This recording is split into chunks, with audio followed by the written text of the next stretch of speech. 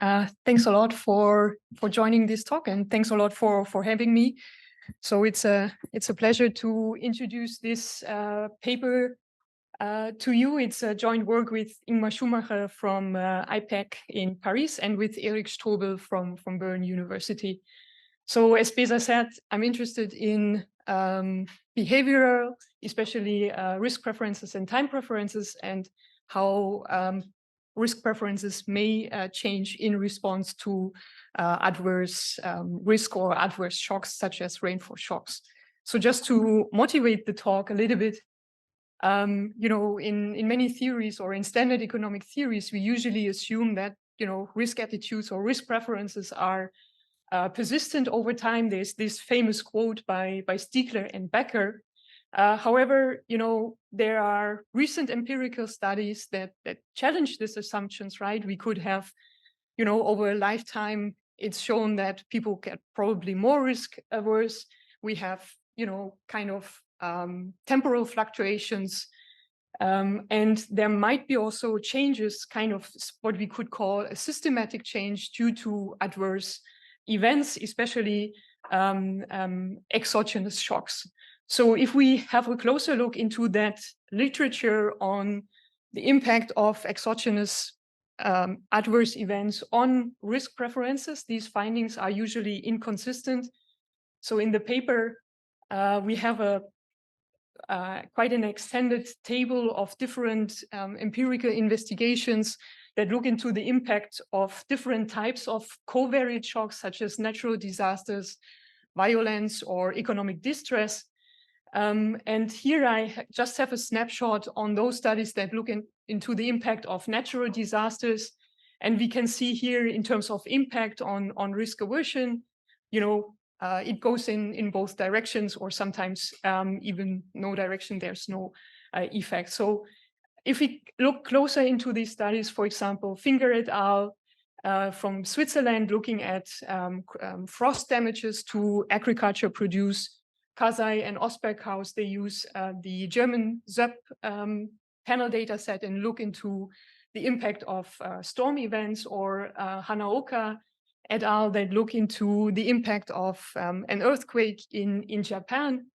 These are the recent panel studies, and they are in the developed world, where we would find actually decreases in risk aversion. There are another couple of studies, Kasai et al., relevant for this paper's background, because it investigates a Thai risk or changes in risk preferences among a Thai sample, investigating the impact of the Thai tsunami back in 2004 or 5. Chantarat et al. Looking at a flood event in Cambodia, or Cameroon and Shah looking at a flood event and a volcano eruption in Indonesia.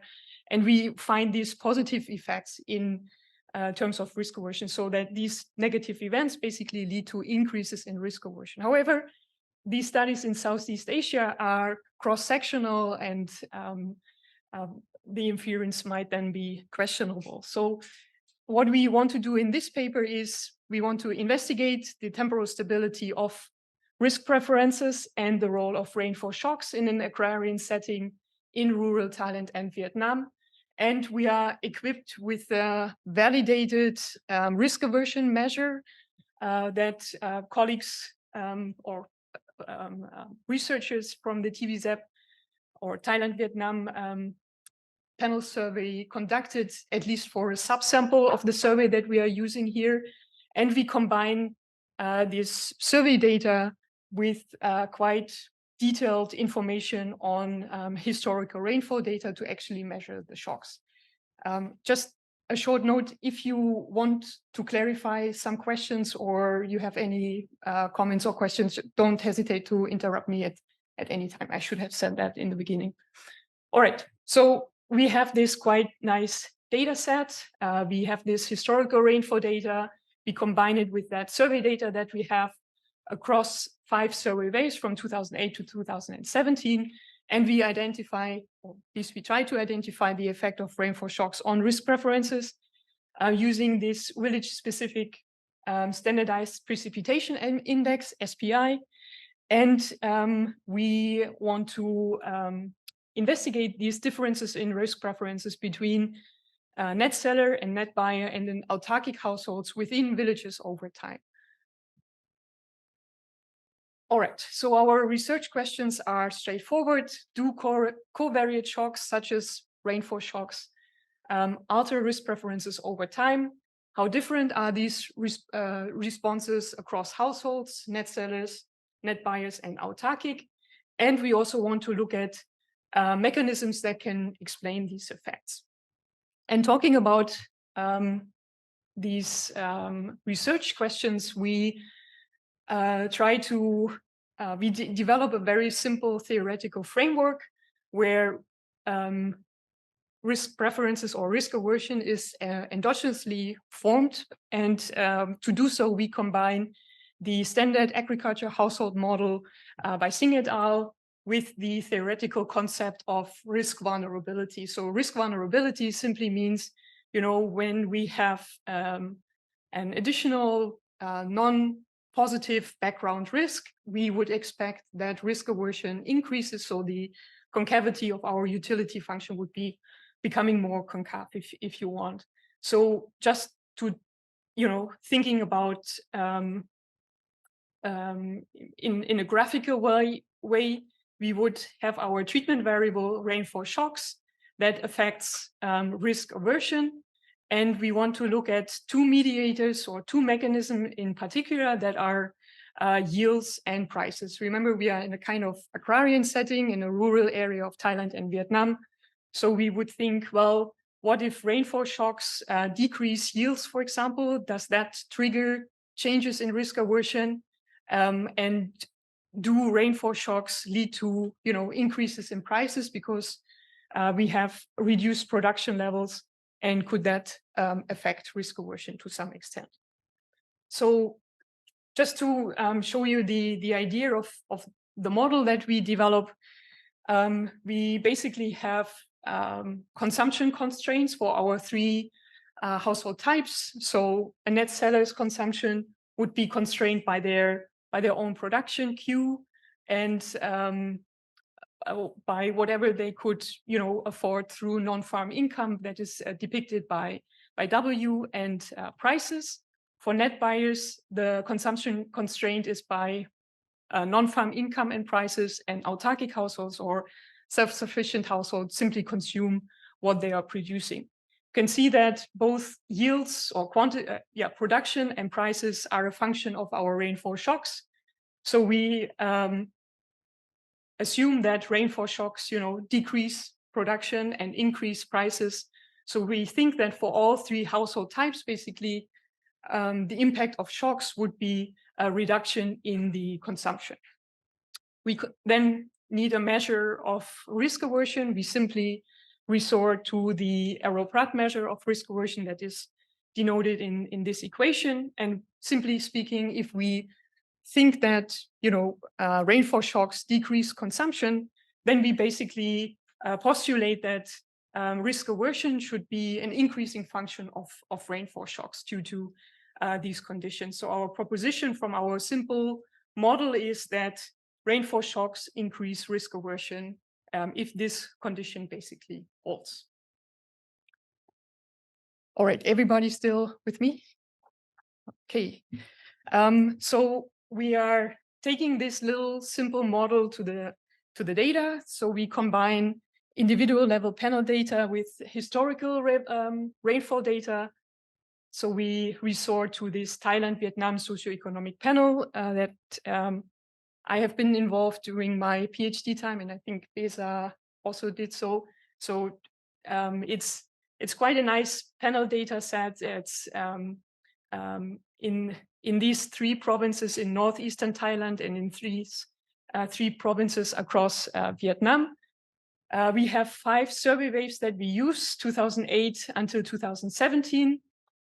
Actually, the survey originally started in 2007, but in 2007 there was no risk measure at that time.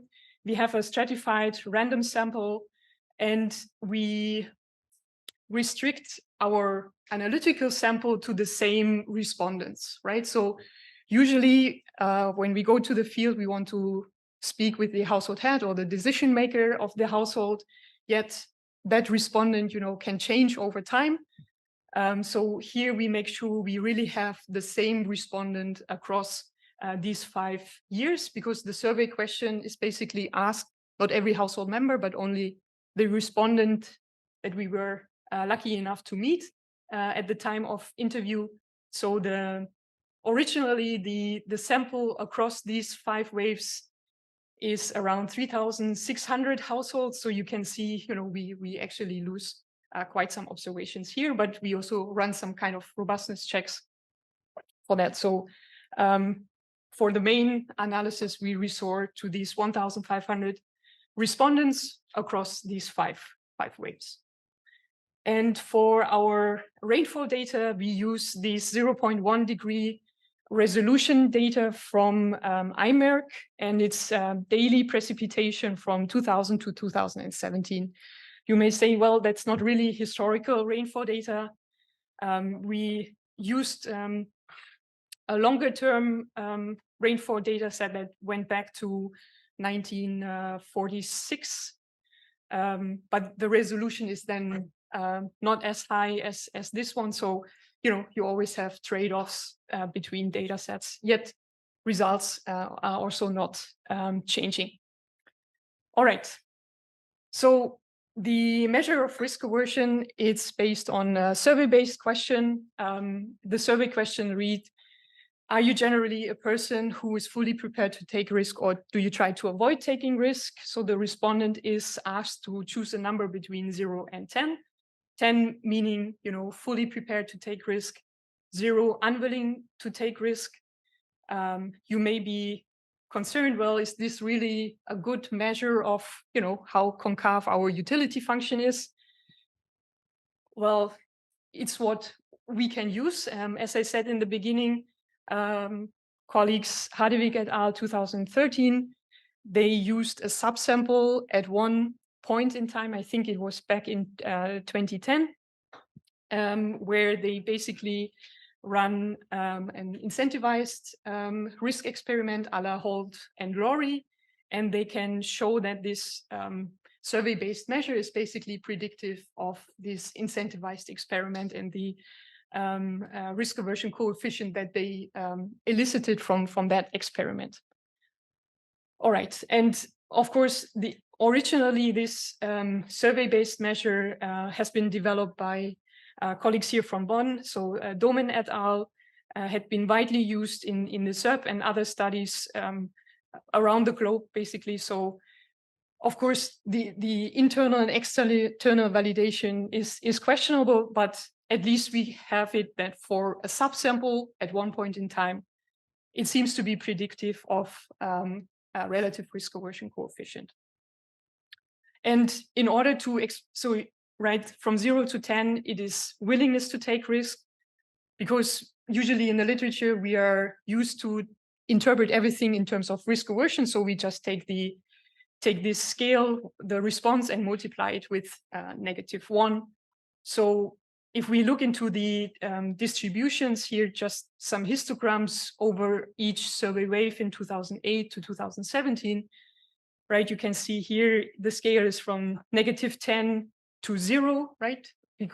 So 0 meaning relatively high risk aversion, the smaller, the lower the risk aversion. And we can actually see over time people, or on average, people become less risk averse. All right, then we need a measure for our rainfall shocks. I already said we resort to the standardized precipitation index that basically measures, the number of standard deviations that the observed cumulative precipitation deviates from the long-term mean. So the long-term mean in our case would be, between whatever we observe from the survey year back to the year 2000. So it's not too long, but still between 7 and 17 years, basically, that we observe any deviations in that time frame. And we take probability density function models, a long-term series of this raw precipitation that we observe over a desired time scale.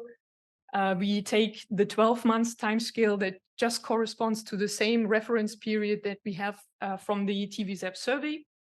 And we fit that to a gamma distribution to then have, a normal distribution. And from that normal distribution, we can actually say how severe the deviation is, right? Which we count in numbers of standard deviation. So for a rainfall shortage to be a kind of moderate event, if the standard deviation is below -1, we would say there has been a moderate rainfall shortage at this point in time at that specific location. And of course, we could also measure rainfall excesses whenever the SPI is above +1. So if we look at the distribution, we take the SPI 12 in T-1 for each survey year.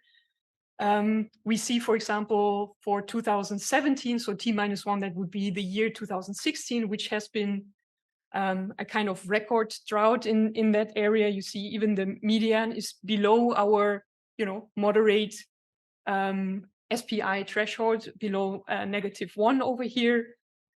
Similar for 2015 and here for 2007.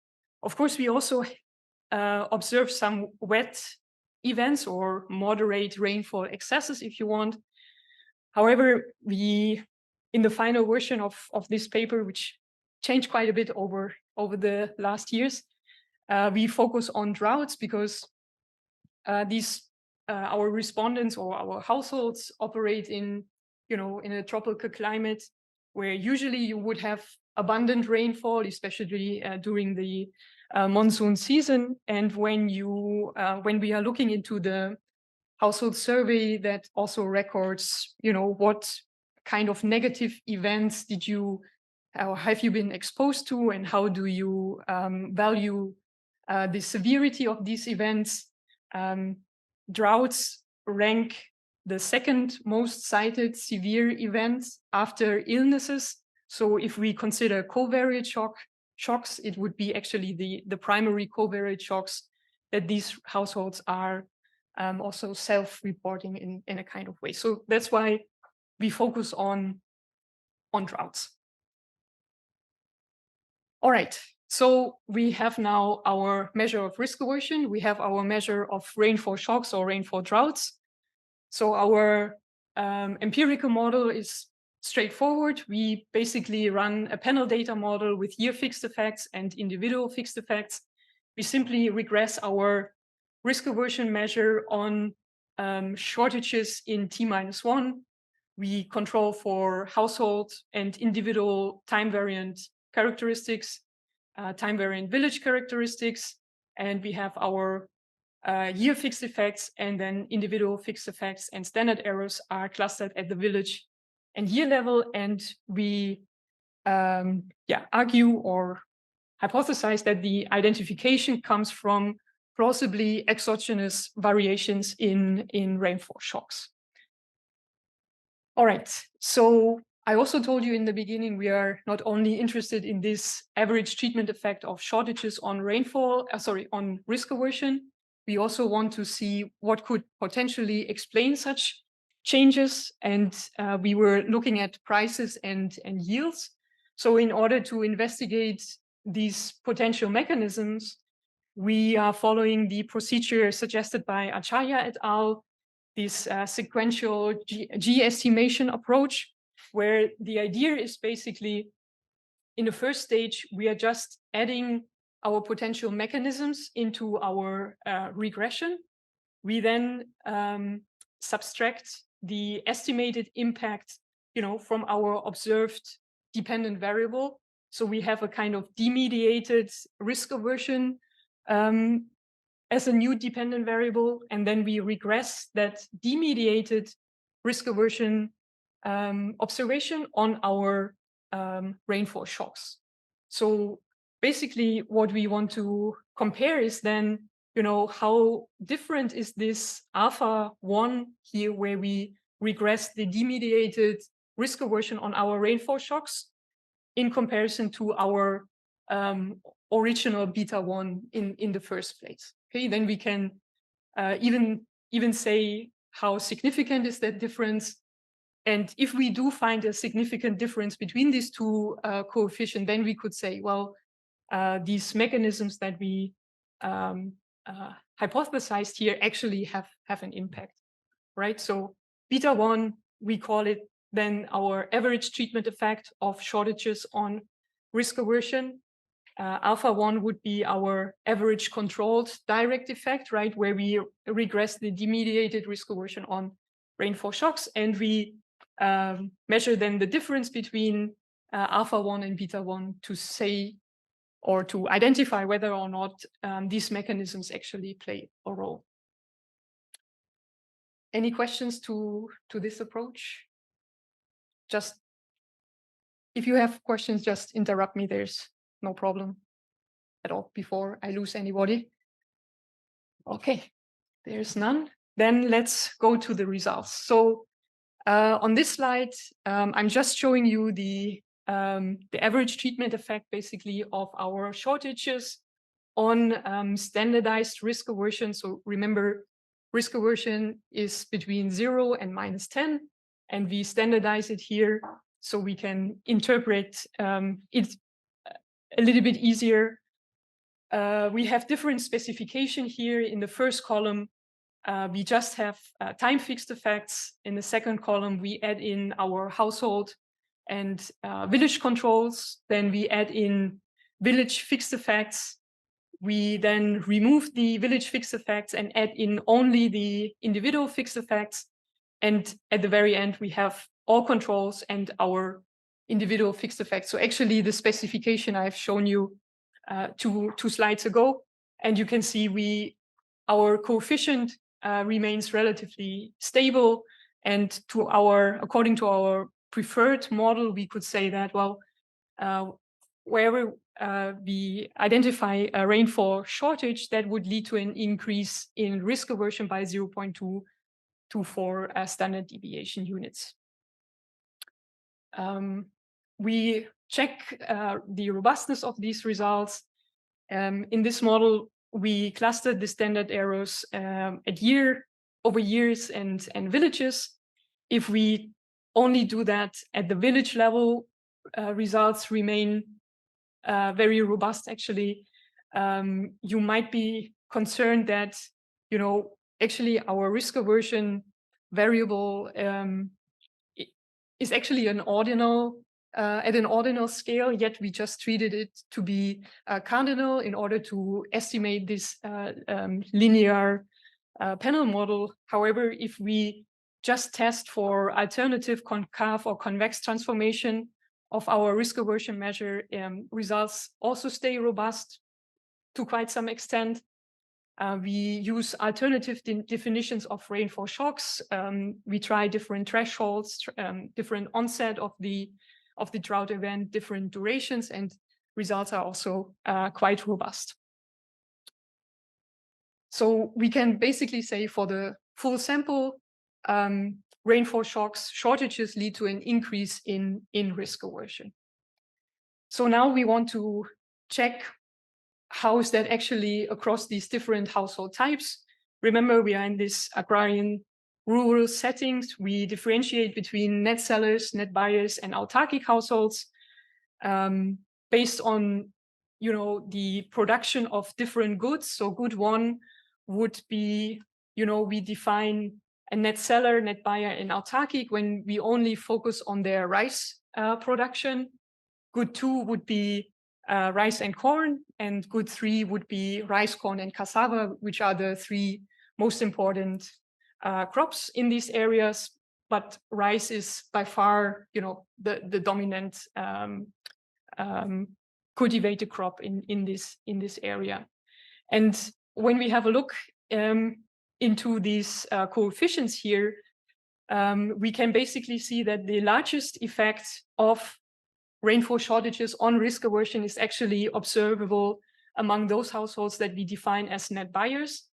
A smaller effect, but still significant for net sellers, and no significant effect on our autarkic households where consumption is just equal to production. Then we want to investigate whether yields and prices may explain to some extent this increase in risk aversion. So in the first step, we look into the impact of are these mechanisms actually responding to rainfall shocks? So is it the case that rainfall shocks lead to a reduction in yields and into increase in prices, and we do that over here. So we can see, for example, that yields are in fact decreasing for net sellers in the good 1 and good 2 definition. And for autarkic households especially, we can see quite a significant reduction in yields for rice yields. And in terms of prices, we also see that buying prices are increasing for net buyers, and selling prices are also increasing for net sellers in terms of good 1 and good 2 definitions. So up to this point, we basically know, yes, rainfall shocks lead to a reduction in yields and also lead to an increase in prices. All right, are these, in the next step, we wanted to see, well, are changes in yields and prices actually related to risk aversion? Well, not so much. Actually, only changes in buying prices are associated with increases in net buyers' risk aversion. Otherwise, we just find small statistical, or a positive correlation between selling prices and risk aversion among net sellers, but it's only statistically significant at the 10% level. So what we can conclude up to this point is basically, well, we see that the largest increase for risk aversion, we have observed it for our net buyers group. We have seen that rainfall shocks decrease yields, increase prices, and particularly our net buyers seem to be sensitive in terms of risk aversion when we have variation in buying prices. So now comes the last step, where we actually perform this formal mediation analysis following Acharya and co-authors, where we formally test the role of these mediators. And what this graph is showing you is basically the first row shows this average treatment effect. That would be our beta 1, right? That is the coefficient of rainfall shocks on risk aversion. ACDE is the average controlled direct effect. That would be alpha 1 when we regress the demediated risk aversion on rainfall shocks. And AME is the average mediating effect. So it's simply the difference between these two.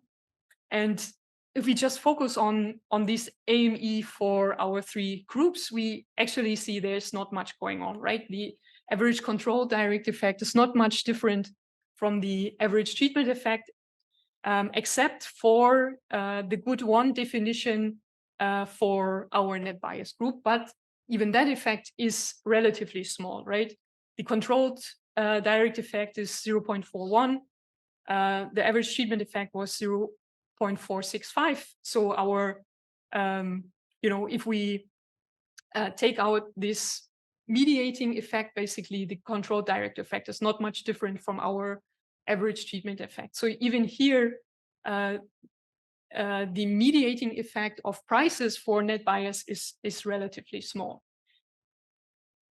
So what we can conclude from this mechanism analysis is basically, well, there could be many possible reasons why we do not find or why we only find a little effect of these mediators. Could be data, functional form, of course, omitted variable bias, and other mediators might be more important. So we spent quite a lot of time thinking about alternative mediators. So for example, so far we have used price levels, basically. What about price volatility? What about the impact of agriculture net income or storage? results do not change. We also do not find a mediating effect. In fact, if we use price volatility, our AME here is just disappearing. So that mediating effect of prices, is not robust to alternative specifications. We then go outside of our market mechanisms. We go away from our little model and investigate other mediators like assets, access to credit, public transfers, remittances, and some kind of soft factors like well-being or the perceived risk of drought, because it has been shown that things like stress or fears can actually affect risk aversion. But whatever we try to measure with the data at hand, it does not work. So we do find this effect on risk aversion. We find this increasing effect of rainfall shortages on risk aversion, but we are not really able to identify the mechanisms here. So in conclusion, we find that at least moderate rainfall shocks increase risk aversion. This is in aligning to other cross-sectional studies from Southeast Asia that focus on natural resources. But it is in contrast to panel studies from Japan, Germany, and Switzerland. We have found that the total effects are largest for net buyers, followed by net sellers, and no effect for autarkic households. And although the shocks lead to significant reduction in yields and increases in prices, these mechanisms do not play a role in our formal mediation analysis, except for this small mediating effect of prices among net buyers, but it's also not, robust to alternative definition of prices. So why should we care? I would argue, well, we should care a lot because, when we think about, this literature on poverty traps, where shocks play an important role in the potential, perpetuation of poverty. If shocks also lead to changes in risk aversion, and risk aversion is predictive of many important decisions that we are undertaking, we just have a continuation of this perpetuation of poverty, basically. So with that, I just conclude, and I'm looking forward to your comments and suggestions going forward with this paper and your questions. So thanks a lot for listening.